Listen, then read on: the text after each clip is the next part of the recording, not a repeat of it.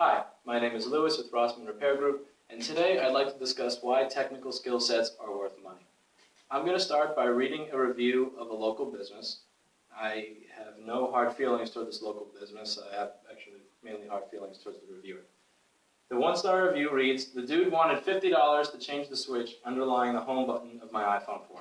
Bear in mind I was also supplying the part required.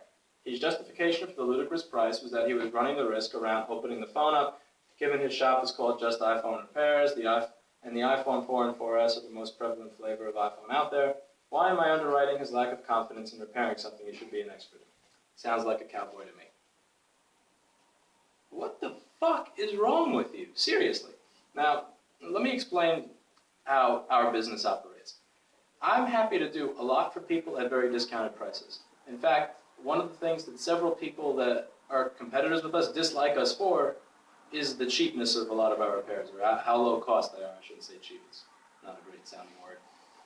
So I like the idea of repairs being affordable to people. I like the idea of not charging, the $200 for something that's relatively simple. So I understand where this is coming from. For example, just a couple of days ago, I dealt with a locksmith that wanted $500 to replace 2 simple locks, and I know that the locks themselves cost a total of $50. I understand where this guy is coming from.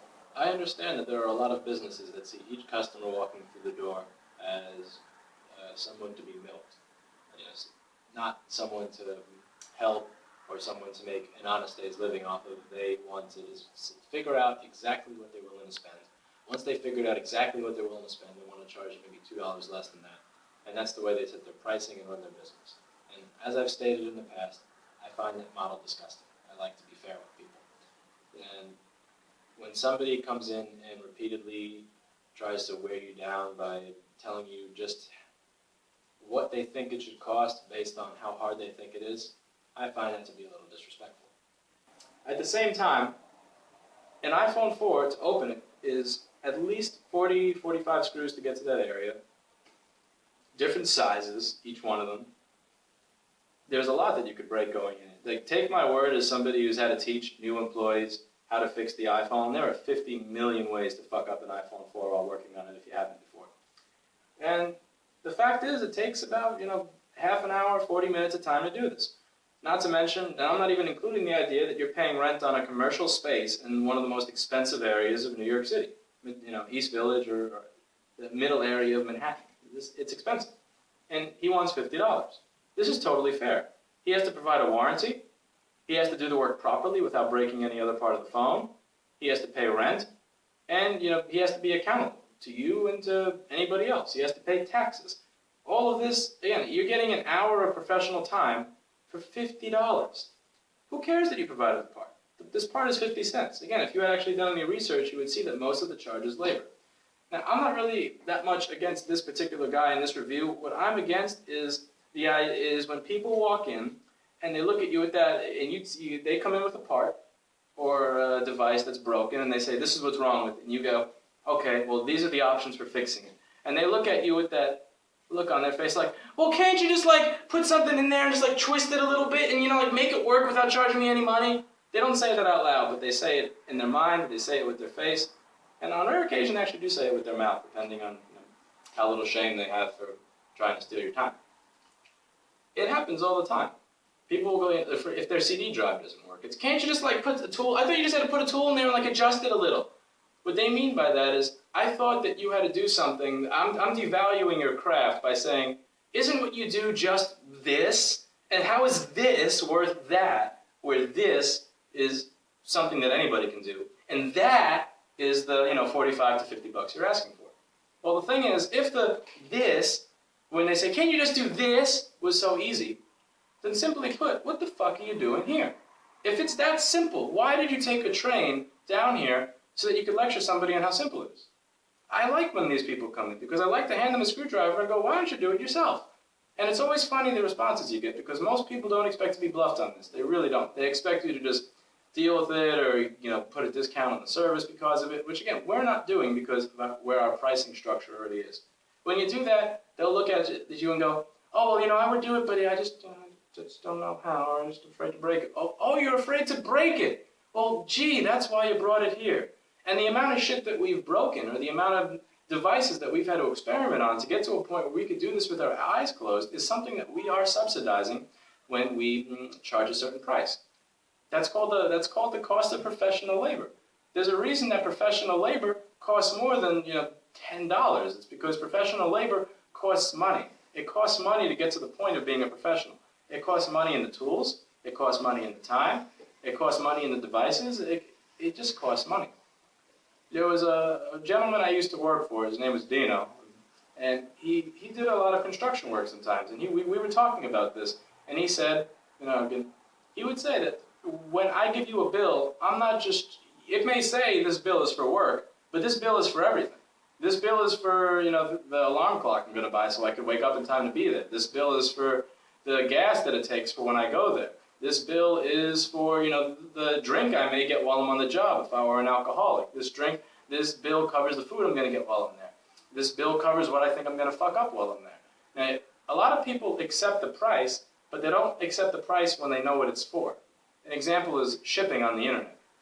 You may get, let's say you want to buy a mattress, and this mattress it's a cheap mattress. Let's say it's $100 and $50 in shipping. Most people won't buy that, but a lot of people will buy the same mattress if it's $150 and free shipping.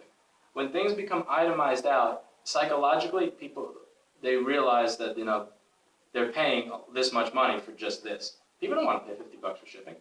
Now, a lot of people may assume that part's $30 and he's just doing it for $20. Whereas once he's bought the part for 50 cents or $1, he knows that it's only $1, and he knows that he's getting charged 50 in labor. So this man is then essentially, this guy becomes much angrier for the same price. Now, we've had this happen a couple of times with people that walk in, and to be honest, when it comes to pricing for a lot of small services, I'll do a lot for free. I don't think in the past 4 years that we've ever charged somebody money to replace their RAM or their hard drive. Anytime somebody brings that in, I'm happy to do it for free because they're coming in with the expectation that I want to pay a professional to do this. It's really about the courtesy and about the respect. When somebody comes in and how much would it be to replace this drive or this memory, I'll say I'll do it for free. It takes 10, 20 seconds of my time. Again, there are places that charge $80 for that. I think it's a little weird. It's one thing if you're doing an install or you're moving stuff over or you're recovering data, but on a basic machine like an A1181 MacBook replacing the memory, I will do that for free for people who walk in, even if I'm busy. But when people walk in and go, hey, I want to know if you can replace the memory. It's a really easy job. Like, you're not going to charge me for that, are you? Those people I want to show the door and tell to go fuck themselves. Because they have no respect for what we do. They have no respect for our time. And they see what we do as a joke. They see what other people do as lower or beneath them. For example, there was a woman who came in about 2 weeks ago. She had spilled liquid on her machine. The thing stopped was turning on, but she saw nothing on the screen, and it also would not charge the battery. I replaced 2 chips on this thing and put 1 little wire, and it works. It worked. And it took me about 25 minutes to do, and she was charged $175 plus tax. Now, each one of those chips has a retail, not wholesale, retail value of $4.25, and the wire is obviously almost worthless. And she came in and she was very, very, very happy to pay. Even when I showed her that this is what we did. This little chip, this other little chip, this little wire. There was none of that, well, what does that cost? I mean, I could have done that myself. Like, all I had to do was put this there and just remove it and put this on? Why are you charging me $175 for that? Because she respected that there was a skill set that goes into doing this. She knew that you're not going to learn how to solder a QFN package overnight. She knows that you're not going to be able to identify in a 79-page schematic of an 820-2530 board which chip controls charging, which controls the screen turning on and off.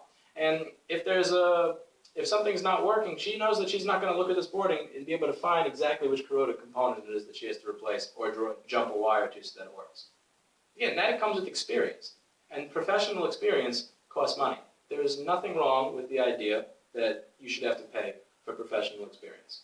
Now again, where it does start to get a little shady, you call a locksmith, they say $500 to replace 2 simple locks. I get it, because again, I've been burned many times by construction workers. I've been burned, mostly construction workers. It just has been so many times that it feels like it's been multiple industries. In conclusion, I'm not offended at the idea that somebody wouldn't want to pay $50 to fix the home button at their phone. I'm not offended at the idea that somebody may want to do it themselves because they don't want to pay me. I support do-it-yourself users, and I support the do-it-yourself community.